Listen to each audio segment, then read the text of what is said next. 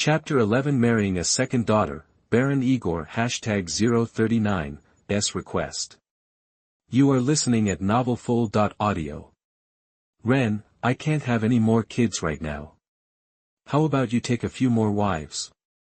I wouldn't mind. That the morning after a stormy night, Janice, lying in Rennes' arms, blurted out. She knew how badly he wanted an heir. To avoid straining their marriage and to bolster the Habsburg bloodline, she was okay with him finding a few women to help him have children. It was normal for nobles to have multiple partners. Rennes' devotion to her was rare, that's why she felt she owed him. Don't be ridiculous. I only love you. Rennes, thinking his wife was testing him, quickly responded. I'm serious. That half-elf from the Circe's Flower adventuring team was pretty hot. She's gorgeous and got curves in all the right places, built for bearing kids. Marrying her would definitely help you have more children, Rennes.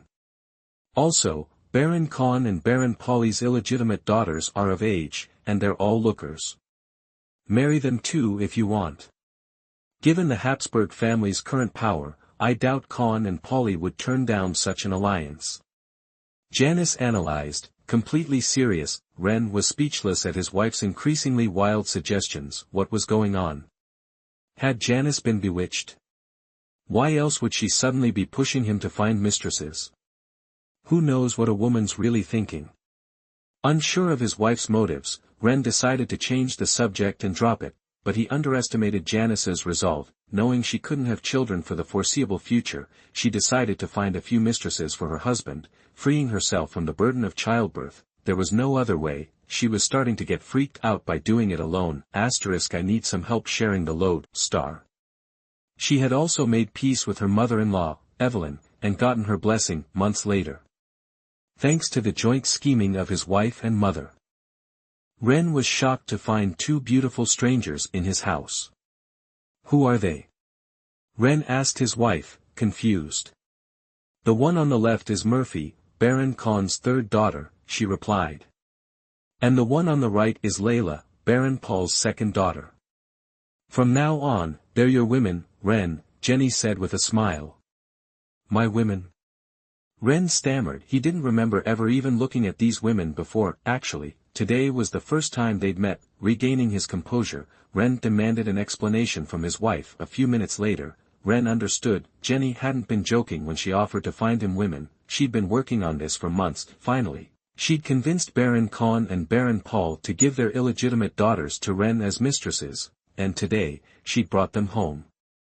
Oh, and Rennes, don't forget to give these two families a bigger share of the beer, Jenny added. Clearly, that was the price the families had set for handing over their daughters. Seeing his wife's well-laid plans, Rennes reluctantly accepted. After all, with his wife temporarily out of the baby-making business, he needed a new place to spread his seed. Otherwise, he wouldn't get any system rewards, and besides, he had to admit, Janice had found him some lookers. Murphy was sweet and charming, while Layla had a colder, captivating beauty, inspiring a desire to conquer. They were exactly his type. Since this was a mistress marriage, there was no need for a big wedding. That night, Rennes sealed the deal with both women, one after the other. Several months later, thanks to Rennes' diligent efforts, both Murphy and Layla were pregnant. When the kids were born next year, he'd get 2 more rewards. Thinking about it, Rennes was feeling pretty good. It's great getting stronger while barely lifting a finger.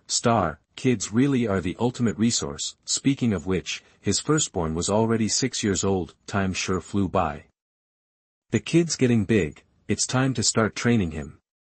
Watching his eldest son run around the garden with his younger siblings, Rennes' eyes narrowed. He couldn't just ignore his kids after getting the system rewards. As a loving father, he wanted them to succeed. His eldest son had average aptitude, and his fighting spirit was low, just like his used to be. If he wanted him to get anywhere on the path to power, he had to start laying the groundwork now. With that thought, a loving fatherly smile crept across Rennes' face. His eldest son, Onlay Habuz, who was playing, suddenly shivered, feeling a prickle of fear, but he didn't give it much thought and went back to playing with his younger siblings, unaware that his carefree childhood was about to end. Another month flew by. Rennes was supervising his eldest son's run, building his strength, but Baron Igor, head of the Yak family, suddenly arrived for a visit. Rennes had no choice but to stop what he was doing and greet him.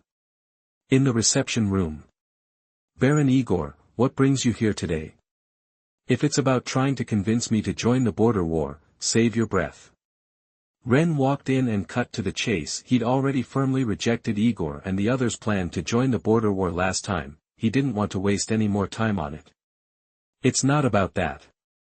I came to ask for your help. Baron Igor said.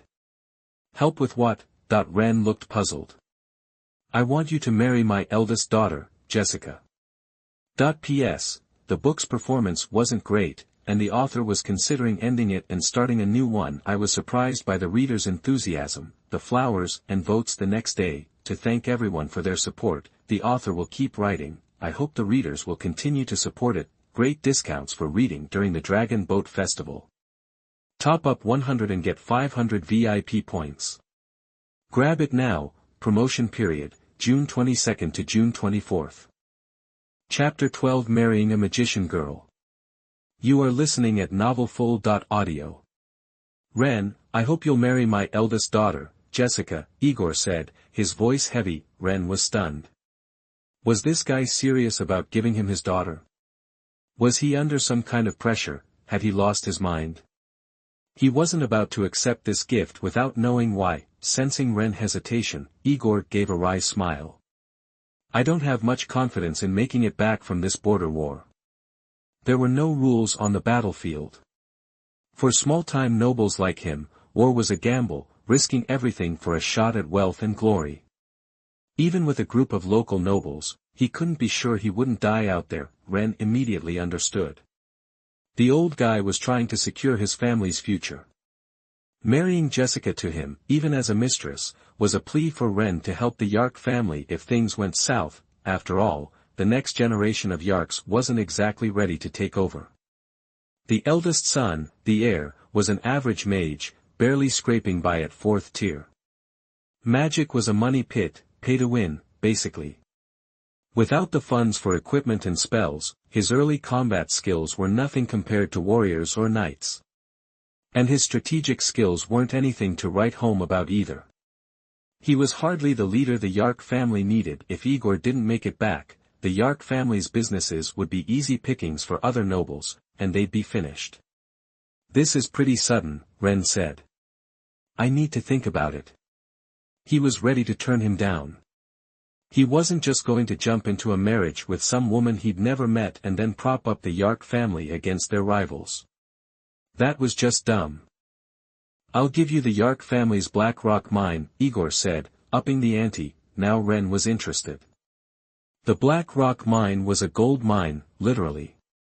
Black rock was super durable and in high demand as the main building material for castles and city walls. Even though the Yark family's mine was small, with decent management, it could easily pull in 2,000 gold coins a year. Not as good as his brewery, but a solid income boost. Tempted, Rennes decided to push a little harder, see if he could squeeze more out of the Yarks, but Igor, the old fox, had clearly drawn a line in the sand.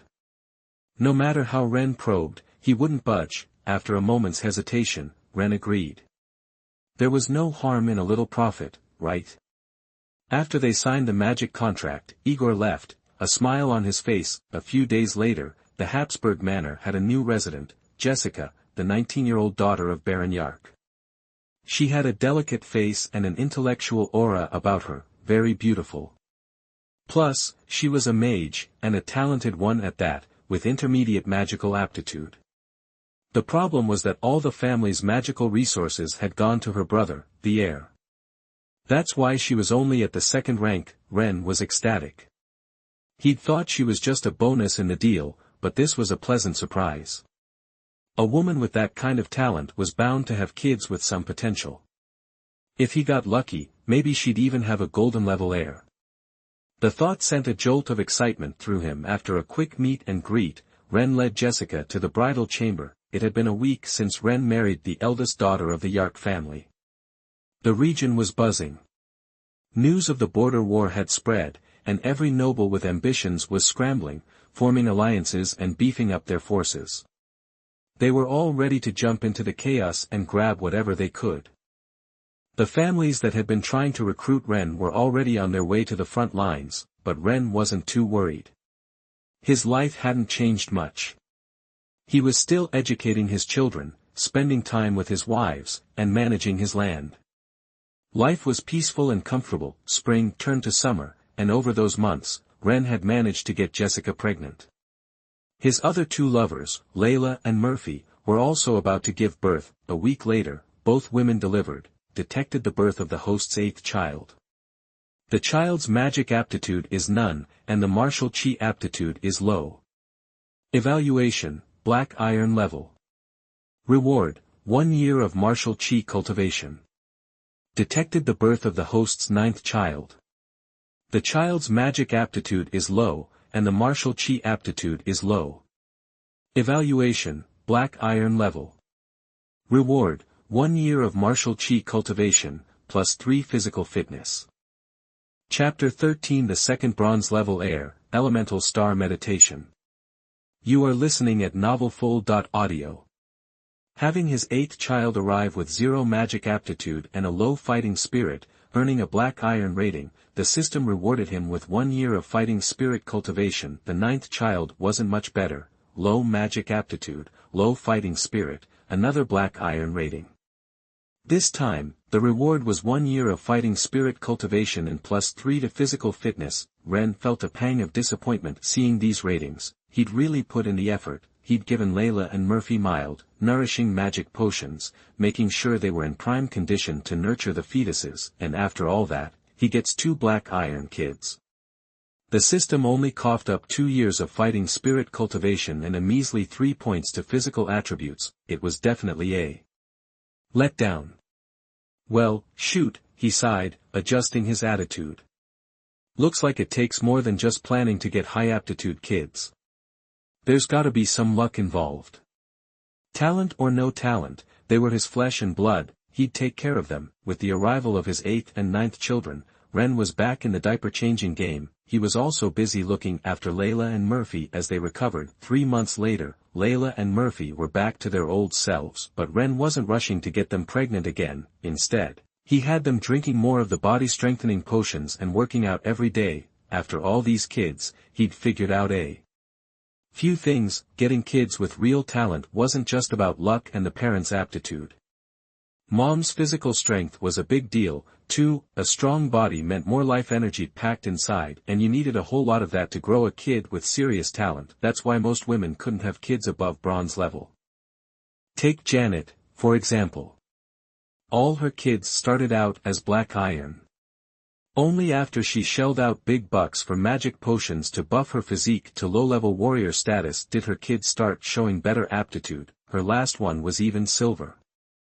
Of course, one example didn't prove anything. Rennes wasn't sure his theory held water, but he was willing to bet on it. After all, the rewards for a high-talent kid were 10 times better than for a low-talent one. Janet was on the sidelines for now. Layla and Murphy were hitting the potions and the gym. Thanks to Rennes, out of all his women, only young Jessica the mage was still pregnant after 10 months. Her due date was right around the corner. Rennes was pretty excited about this one. He was a solid fighting spirit guy, and Jessica had decent magic talent, mix that with a good diet, and who knows, maybe they'd finally get a silver or even gold level kid. Another week went by. Jessica gave birth. The system chimed in, detected the birth of the host's 10th child. Medium magic talent, medium fighting spirit talent, rated as bronze. Reward, 10 years of fighting spirit cultivation, 5-star meditation technique, elemental starry sky. To be honest, the kid's stats weren't exactly what Rennes was hoping for, but it was good enough. He claimed the reward. The fighting spirit inside him grew even stronger, but he was still ways off from hitting the 9th rank limit. He figured it would take about a century of fighting spirit cultivation to break through that bottleneck and become an Earth Knight. It was a huge jump, a real turning point. Most people never made it that far. Once the power settled in, Rennes gave the elemental starry sky meditation technique to Jessica. He wasn't a mage, so he had no use for it. Giving it to Jessica was the smart move. Besides, she was his woman, keeping it in the family, so to speak. Jessica was really touched by the gift. 5-star meditation techniques were family heirlooms, seriously guarded. Someone like her wouldn't normally get anywhere near one, but here it was, from her husband. Her heart did a little flip. She grabbed him and laid a big kiss on him. If she hadn't just given birth, she'd have been all over him for another kid. Time flew, another couple of months zipped by. For one reason or another, none of Rennes' 4 ladies were pregnant. Empty house in that respect. Rennes had more free time than ever. He spent his days teaching the kids. Every now and then, he'd take his wife and girlfriends out for picnics and hunting trips. Life was good. One morning, after wrapping up business at his estate, Rennes was getting ready to head into the woods to hunt. That's when the Lilac adventure team showed up. Rennes, long time no see. Fleur flashed him a bright smile, her eyes sparkling. She seemed genuinely happy to see him. Fleur, what brings you here? Rennes greeted them warmly. Ever since that wild fight with the fire tiger a few years back, where they'd fought side by side, he and the Lilac team had been buddies. They'd kept in touch. Over the years, they'd gotten pretty close friends, no question. Fleur and her crew were usually off on missions, so visits were rare. Chapter 14 Talent, Harmless Berserk, Jessica shocks an intermediate magician.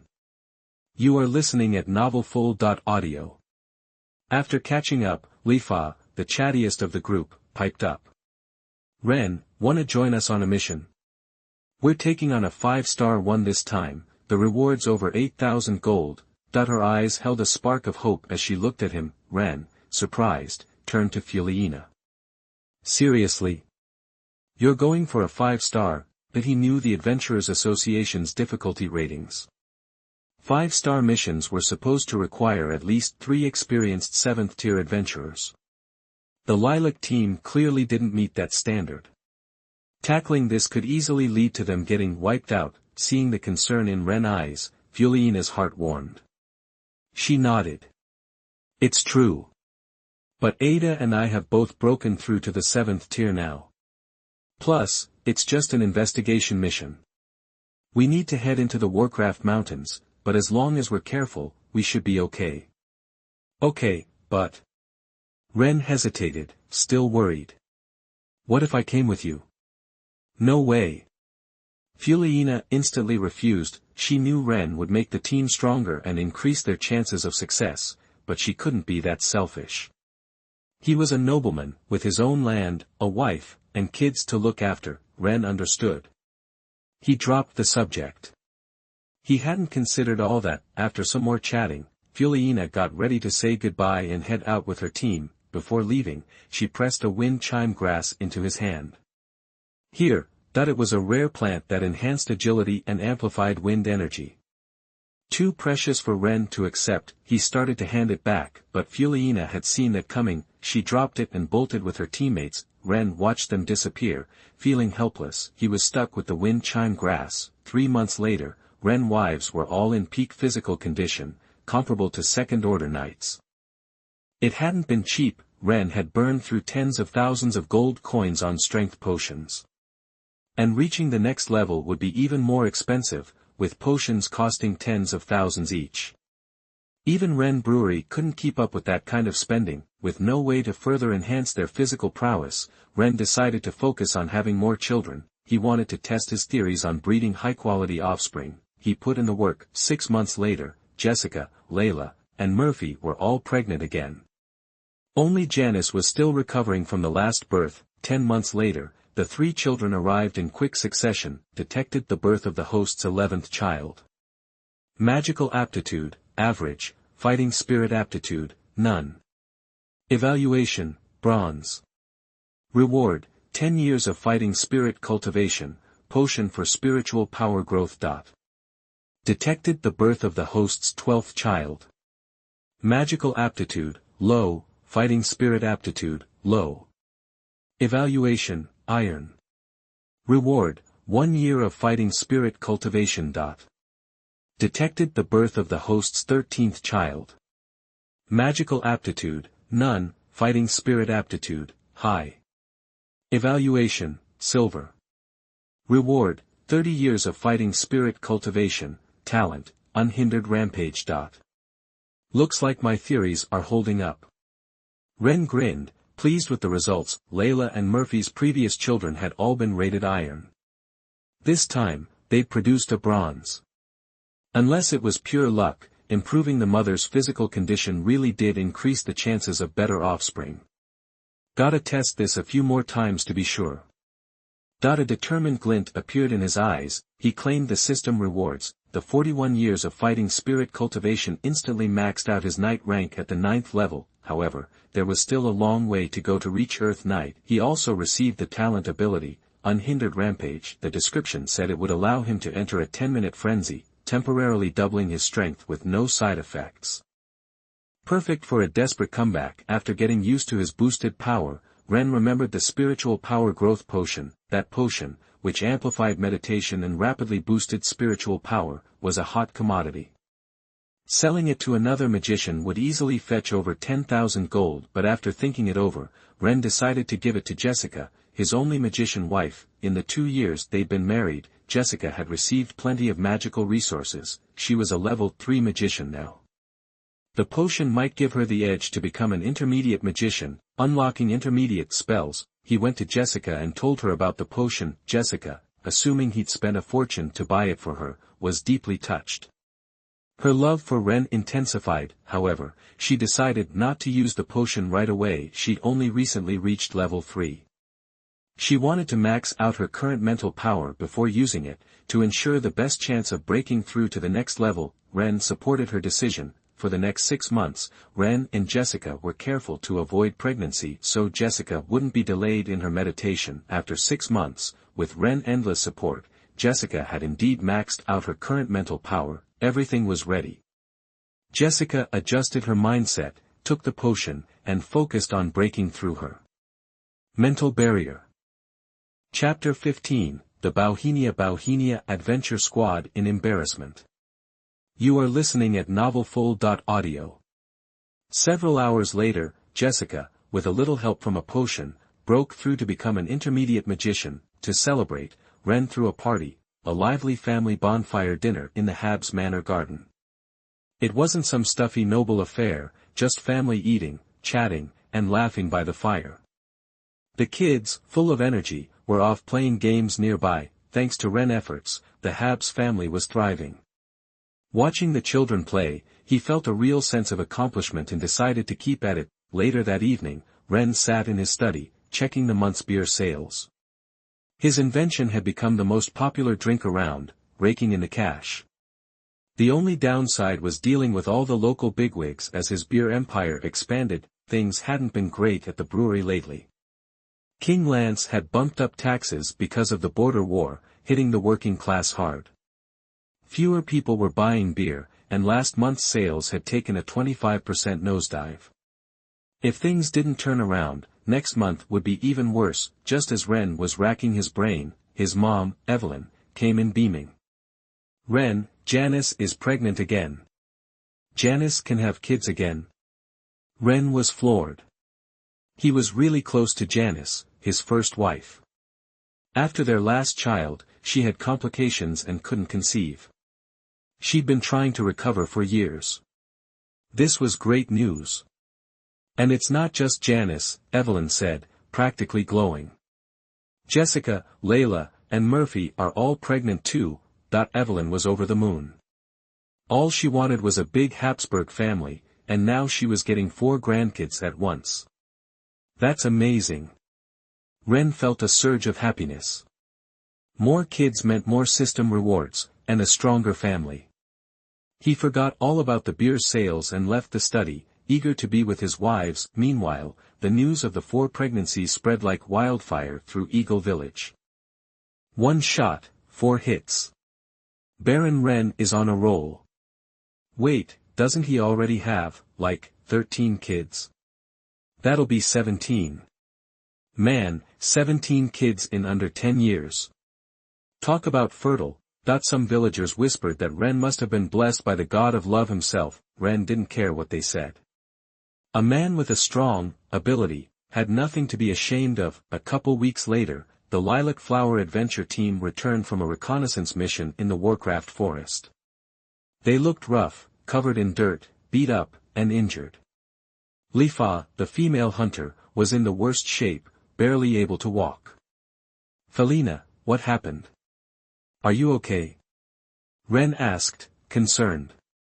We ran into a level 9 Earth Rage bear in the forest, Felina explained, looking grim. Lifa went all out to summon a pack of ghost wolves to give us time to escape. She completely drained her chi and got hit by the bear's earth spike. This mission was a disaster. Not only did they fail, but one of their own was seriously hurt. Drained chi. Damaged meridians. Rennes winced. That was bad.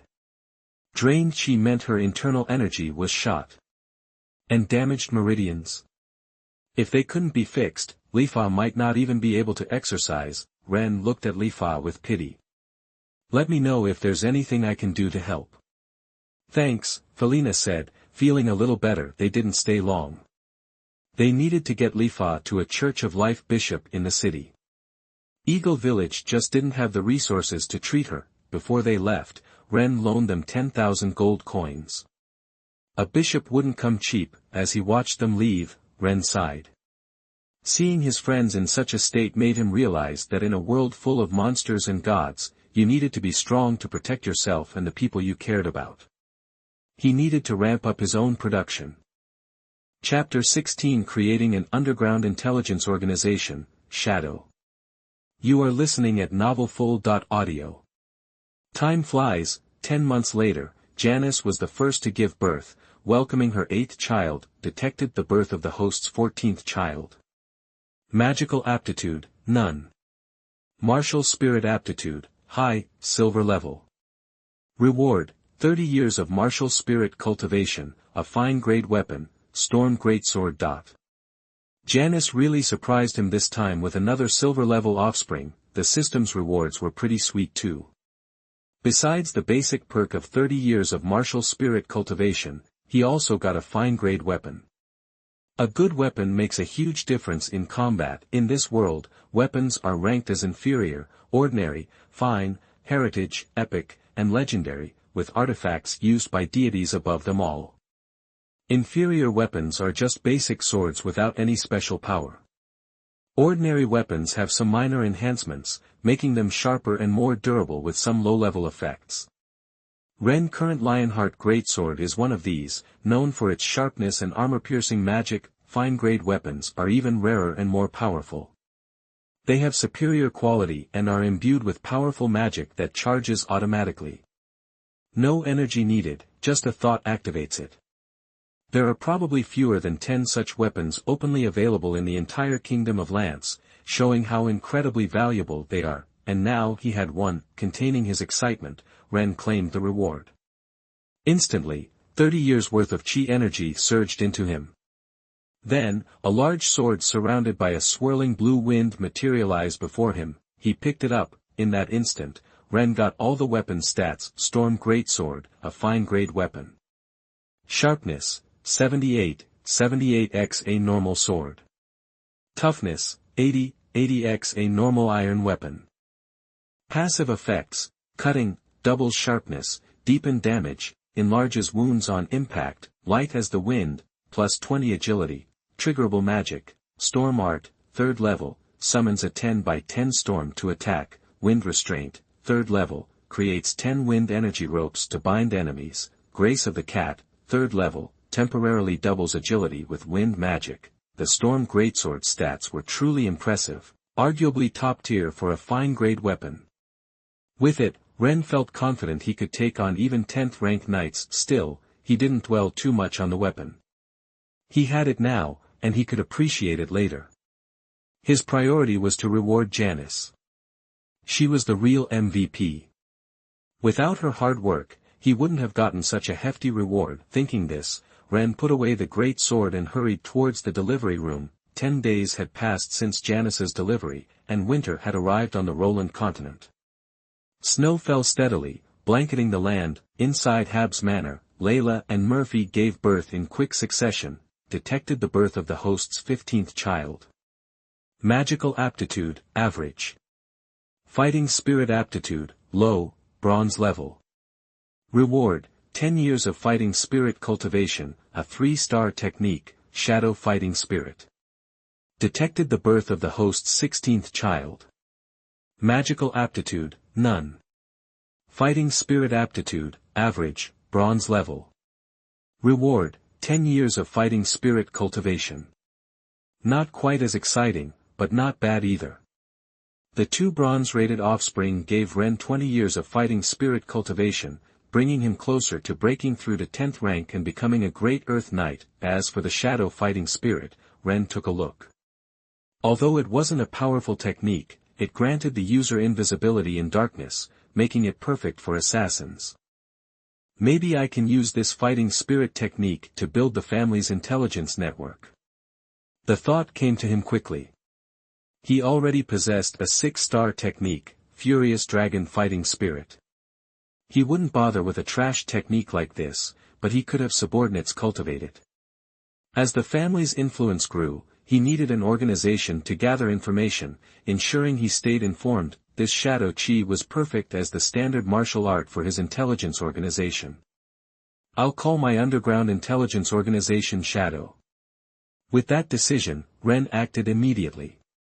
He began selecting loyal and talented guards for training, and secretly started adopting homeless orphans to cultivate. Of course, building a powerful underground intelligence organization wouldn't happen overnight. Rennes didn't expect instant results. He was just laying the foundation for now. His focus remained on his women. After all, Jessica hadn't given birth yet. Another 10 days passed. Jessica finally went into labor and delivered twins, detected the birth of the host's 17th child. Magical aptitude, average. Martial Chi aptitude, average, bronze level. Reward, 10 years of martial Chi cultivation, secret technique, Gale Falcon taming method. Detected the birth of the host's 18th child. Magical aptitude, average. Martial Chi aptitude, average, bronze level. Reward, 10 years of martial Chi cultivation, a low-grade aptitude improvement potion. Chapter 17 Believers of Evil Gods, Chaos in the Rhine region. You are listening at novelfull.audio. Looks like I'm spreading myself too thin. My 17th kid got a bronze rating, average magic and fighting spirit. Not great. Rewards 10 years of fighting spirit cultivation in the Gale Wind Eagle taming method, and my 18th, also bronze. Same stats. This time the reward is 10 years of fighting spirit cultivation in a low-grade aptitude improvement potion. These two are a step below Jessica's last kid. Still, these rewards for bronze twins are pretty sweet. Besides the fighting spirit boost, I got the eagle taming method and that aptitude potion. Not bad. Okay, system info download, got it. Now I see why these rewards were given. Gale Wind Eagle taming method, exactly what it sounds like. A way to tame Gale Wind Eagles. They're low-level magical beasts. 3rd rank when fully grown. They're naturally good at stealth, moving silently and light as a feather, and throwing wind bullets. Plus, they can fly, making them top-tier low-level beasts. A secret technique to tame beasts like that is worth a lot. The low-grade aptitude improvement potion isn't nearly as impressive. It just changes your body to give you some basic magic and fighting spirit potential. For me, with my Asoso fighting spirit ability, not a big deal. But this eagle taming method is perfect. A smile crept onto my face as I went over the details. My intelligence network is just starting out and I need a reliable way to get information back to me fast. Taming Gale Wind Eagles as messengers would solve that problem. These birds are known for their speed. As for the aptitude potion, I thought about it and decided to give it to Janice. With the system, I'm only going to get stronger. I'll probably become a god eventually. If Janice stays human, we'll only have a few decades together. I need to get her on the path to immortality so she doesn't leave me. This potion is her first step. I told Janice about it, and she was thrilled. She didn't ask where I got it, trusting me completely. She drank it down. The potion gently changed her body, improving her strength and mind. After 10 minutes or so, Janice looked completely new. The tiny lines that had started to show were gone. Her skin was smooth and tight, like a teenager's. Rennes, you're the best. She was so happy with the results. She kissed me hard on the lips. You're my wife. Of course, I'm going to take care of you. I smiled. We spent some time just enjoying each other's company. Then, I asked Janice if she wanted to learn magic or fighting. She picked magic without hesitation. I was happy with that. I didn't want her working out all the time and becoming some muscle-bound warrior like Ada from the Lilac Adventure team. So, magic it is. I taught Janice the 5-star meditation method I had. I also had Jessica, who was already using it, help her learn. Thanks to the potion, Janice's spiritual power was already way beyond normal. With Jessica's help, Janice quickly pulled her first bit of magic and became a level 0 mage apprentice. Getting any further will take time. Thanks to her SOSO talent, time flies. Another month passed quickly. Things are starting to go south in the Kingdom of Lance. The war taxes are crushing the poor. Even here in the Rhine region, we've seen a few peasant revolts, and of course, there are some cultists stirring things up. The atmosphere is tense. A storm's coming, that I said. Looking at the reports my intelligence network had pulled together, I felt a sudden urgency. If the king doesn't lighten the load on the common people, things are going to get ugly. The Rhine region could easily fall into chaos. We need to be ready for anything. That I thought. I have no way to influence the king and his advisors. I don't even know what they're thinking. I have to plan ahead. At least, I need to keep my family and my land safe. To do that, I need more than just my own power. I need a real army. Let's look at what I have. The Eagle Militia, basically a local police force of 120 citizens from Eagle Town. They're strong and law-abiding, but their training is basic. The Shadow Organization, my intelligence network. Not fully built out yet. Only 33 core members, 5 level 3 warriors, 10 level 2, and 18 level 1, the Family Guard, 83 guards, mostly level 2, with 4 captains at level 4. They protect my family. That's it. I've built this up over the past 10 years. Chapter 18, Building the City Wall Barrier and Infiltrating the Cultists in the Village. You are listening at novelfull.audio. Still not strong enough, Rennes sighed. Normally, these forces would be enough to defend the territory, but things are starting to fall apart in the Rhine region. All sorts of factions are trying to exploit the chaos. Even followers of dark gods are showing up. It might not be long before we see something big, like an actual god descending. As things stand, the troops he has just aren't going to cut it. He thought for a moment. Maybe there are other ways to beef up our defenses. Rennes knew that trying to quickly build up the army with a mass recruitment drive was out of the question. Who knows what kind of people would come crawling out of the woodwork, or what their motives would be. If cultists managed to sneak into the territory, it would be a total disaster. In short, the risk was too high, and the reward was too low. Forget it. Of course, he could always recruit more villagers from Eagle Village and expand the militia. Sure, they were just regular folks, but with enough of them, they could handle some of the weaker supernatural threats. Plus, Rennes planned to repair the walls around Eagle Village to better defend the territory from outside invaders. At the same time, he'd secretly acquire some city-level crossbows. And we need to step up our efforts to get our hands on those live thunderstorm eagles. If he could get enough, he could use his secret training methods to create an aerial army. Rennes wrote these plans down on parchment, prioritizing each one. That afternoon, Eagle Village sprang into action, following Rennes' orders overseen by the steward. Thousands of people were busily building the wall. They used the black rock from the Black Rock mine, a gift from the Yak family, as the main building material. This rock was incredibly tough and could withstand attacks from mid-level warriors. Once finished, the Black Rock wall would be an impenetrable barrier. The next day, Rennes was up early, organizing the wall-building efforts. With the situation deteriorating, the sooner the wall was finished, the better he'd feel. To speed things up, Rennes not only used most of the family's carriages to haul the Black Rock but also shelled out extra money to double the number of workers. After dealing with the wall construction, he put a few trusted guards in charge of the militia overseeing the work. When he got back to Habs Manor, he found a beautiful woman with green hair sitting in the living room. "Felina, what brings you here? How's Lifa doing?" Recognizing her, Rennes greeted her warmly. "Thanks to the 10,000 gold you lent us, we were able to get a bishop from the Life Church to treat her. After a few months of rest, Lifa's almost completely healed. But she hasn't been able to recover her chi, and her limit is down by 40%. Without something special happening, Lifa will never be able to break through to the 7th rank and become an advanced hunter." As she spoke, sadness crept across Felina's beautiful face. Lifa had been feeling down ever since it happened. She just wasn't herself. "There has to be a way to fix it," Rennes said, trying to comfort her. but he knew how hard it was to restore someone's chi completely. The amount of fighting spirit a person can develop is limited, pushing it too far is like burning your own potential. The more you push it, the more you lose. Unless you find some incredibly rare treasure that can boost your abilities, it's pretty much impossible to recover. And those kinds of treasures are incredibly hard to come by, with the purple wisteria.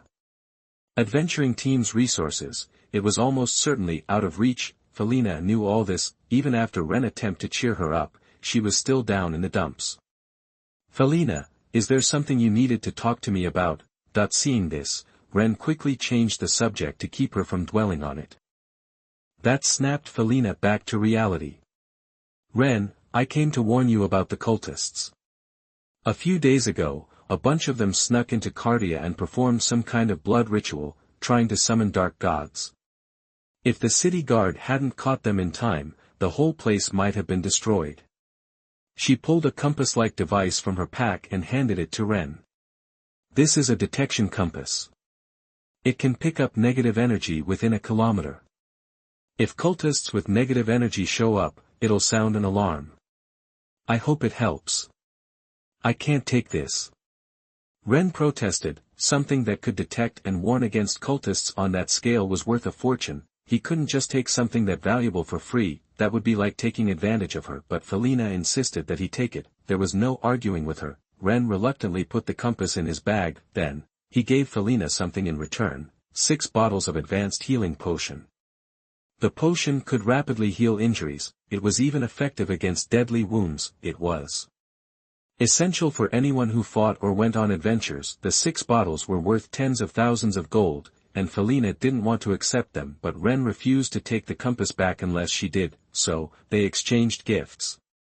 After chatting for a while, Felina left. The other Lilac sisters were waiting for her. Rennes watched her ride off on her horse until she disappeared down the road. Then he turned back to Eagle Village to use the detection compass to look for cultists. Sure enough, he found 3 of them. They had only recently snuck into the village. They were around level 5, once Rennes found them, they immediately attacked.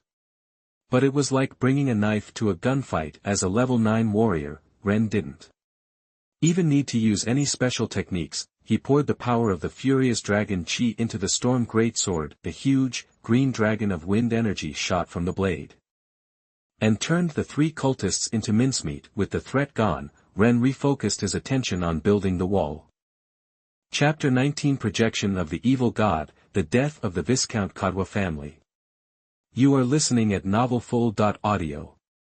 2 months later, with the Lance Duchy's higher-ups stubbornly refusing to lower taxes, more and more people in the Rhine region were struggling to survive. News of villages resisting taxes or outright rebelling was becoming more frequent. Adding to the turmoil, many influential noble families had sent men to fight in the border wars, leaving them with drastically reduced forces and unable to quell the growing rebellions.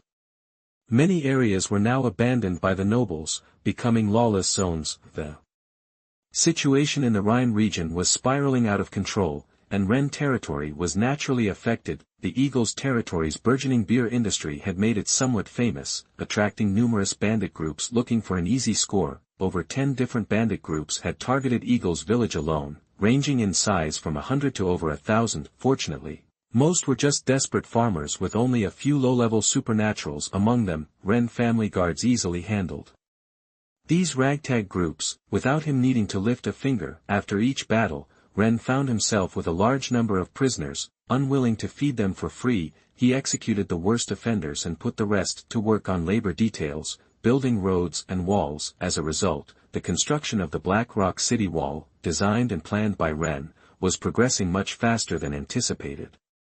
The main section of the wall was already more than halfway complete and would likely be finished within a month. Rennes wasn't just focused on external matters. Thanks to his, let's say, diligent efforts, Janice and Jessica were both pregnant, and Layla and Murphy continued to receive blessings. In another 10 months, he anticipated at least 4 more system rewards, leading to another significant boost in his strength. Everything was moving in the right direction. Time flew by. A month later, the Blackrock City Wall in Eagle Village, now Eagle Town, was finished. It stretched for miles, standing 26 feet high and 16 feet wide, a truly imposing structure that gave its inhabitants a strong sense of security. Rennes was confident that he could defend it even against tens of thousands of attackers. However, his celebration was cut short. He received shocking news. Longstone City, the seat of the Kaduo Viscount family, had been breached by cultists. The entire population had been sacrificed to a terrifying evil god called Sorrow. Not a single member of the Kaduo family had survived. Rennes was stunned. The Kaduo family was a major power in the Rhine region. The thought of them being wiped out so suddenly was unfathomable. Regaining his composure, Rennes carefully reviewed the intelligence from his family network and quickly pieced together what had happened. Evil god priests had infiltrated Longstone, carrying hidden artifacts and secretly recruiting refugees as followers. Once they reached a critical mass, the priests initiated a sacrifice, using the blood of thousands of followers to summon a temporary projection of an evil god with a power level of at least 14 tiers. Caught off guard, the Kaduo family suffered devastating losses under the onslaught of such power. Simultaneously, cultists outside the city attacked, trapping the family in a pincer movement. Thanks to the cultists' insidious plan, Longstone fell within an hour. Looks like the Rhine region is truly descending into chaos, Rennes muttered, a serious look in his eyes. The extinction of the Kaduo family had significant implications. It would embolden those hidden troublemakers, leading to similar incidents. Determined not to suffer the same fate, Rennes learned from their mistakes. He immediately increased patrols in Eagle Town, ordered his shadow organization to closely monitor outsiders for any suspicious behavior, and instructed them to eliminate any anomalies immediately. A few days later, a noble guard of several dozen men arrived at Eagle Town. Halt! Who goes there? The city defense soldier on the Black Rock city wall shouted. Since the fall of the Kaduo family, the Rhine region had become increasingly chaotic under Rennes' strict orders. Eagle's Nest was under lockdown, with the gates tightly sealed and no outsiders allowed to enter. We are from the Black Baron family and have business to discuss with Baron Rennes, an elderly man dressed as a butler said. Hearing that nobility was visiting, the city guards didn't dare to take any chances and sent someone to report to Hab's Manor. Hab's Manor. Rennes was leisurely drinking tea, watching his children train their bodies and cultivate chi. Soon after, the butler arrived with the guards. They reported the Black Baron family's arrival. Why would the Black family suddenly come to see me? Rennes wondered. However, considering they were neighbors with a mutually beneficial alliance, Rennes decided to meet them. Given the chaos outside, the Black family might have something important to discuss. If their identity is verified, bring them to me, Rennes told the butler. Yes. About 10 minutes later, the Black Baron family's representatives were brought before Rennes, with the head of the Black family, Baron Cardia, away fighting in the border war. Cardia's eldest son, Bennett, was currently in charge. Young Bennett, what brings you here today? Rennes asked, cutting straight to the chase. Lord Rennes, I've come to propose a marriage alliance between our families. Chapter 20. The lion opened his mouth wide, the envy of the noble youth. You are listening at novelfull.audio. Faced with Rennes' questions, Bennett cut to the chase. Lord Rennes, I'm here to propose a marriage alliance between our families. Marriage alliance? Rennes' eyes narrowed, surprised. He couldn't believe the Blake family would offer a marriage alliance without a reason. There had to be a catch to this sudden show of goodwill. He decided to wait and see what Bennett had to say. It didn't take long. Seeing that Rennes wasn't biting, Bennett laid his cards on the table. Lord Rennes, I'm sure you're aware of the situation with the Viscount Kaduo family. The Rhine region is descending into chaos. To protect our family's legacy and lands, I hope the Blake and Habs families can unite in an alliance, supporting each other.